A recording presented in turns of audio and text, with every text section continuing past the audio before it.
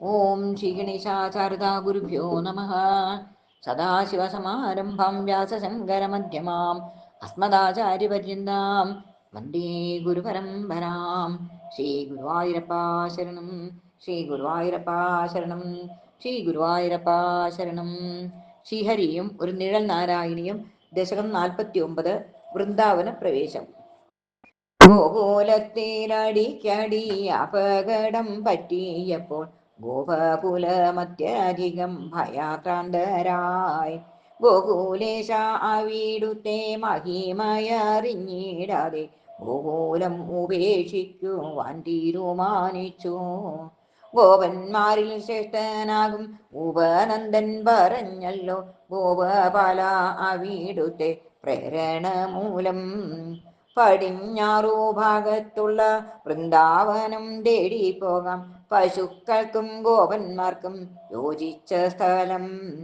താമസിക്കാതെ നന്ദനും കൂട്ടുകാരും കൂടി ചേർന്ന് താമസിച്ചിടുന്നതാമ ബൃഹദ്വനത്തെ ഗോഷ്ഠമാക്കി പലവിധ വണ്ടികളിൽ കയറിയിട്ടു ഗോകുലത്തിൽ നിന്നും യാത്ര തുടങ്ങിയല്ലോ. വണ്ടിയൂരോടുന്ന ശബ്ദം കാലികൾ തൻകൂളം പാടി അവയ്ക്കു ശ്രുതി പോലവേ കണ്ണന്റെ കൊഞ്ചലായി ഒഴുകുന്ന അക്ഷരമമ്പായസത്തെ പാനം ചെയ്തു ഗോപികമാർ നടന്നു നീങ്ങി. കുരുക്കുത്തി മുല്ല ചെത്തി ചെമ്പകവും മന്ദാരവും വന്മരങ്ങൾ തടാകങ്ങൾ തുടങ്ങിയതും പച്ചപ്പട്ടു വിരിച്ചപ്പോൾ പുൽമൈതാനങ്ങളും കണ്ടു. വൃന്ദാവന ഭംഗി കണ്ടു കണ്ണൻ ചിരിച്ചു. അർദ്ധചന്ദ്രാകൃതിയായി നിർമ്മിച്ച വസതികളിൽ ഗോപജനം സുഖമായി വാണിടും കാലം.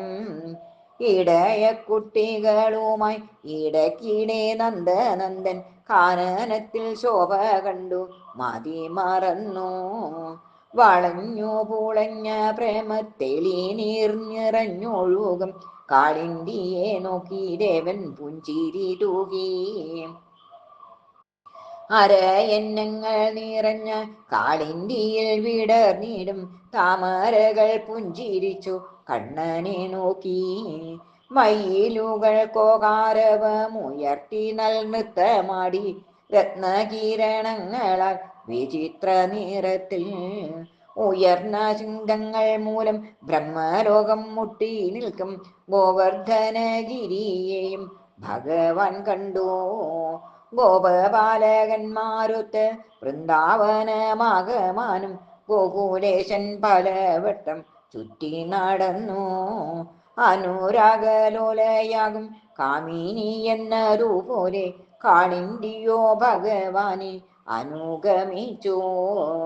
പശുക്കൾക്ക് അത്രയേറെ ഗുണകരമായിട്ടുള്ള കാലികളെ മേയ്ക്കുന്നതിൽ ഉത്സുകരായി.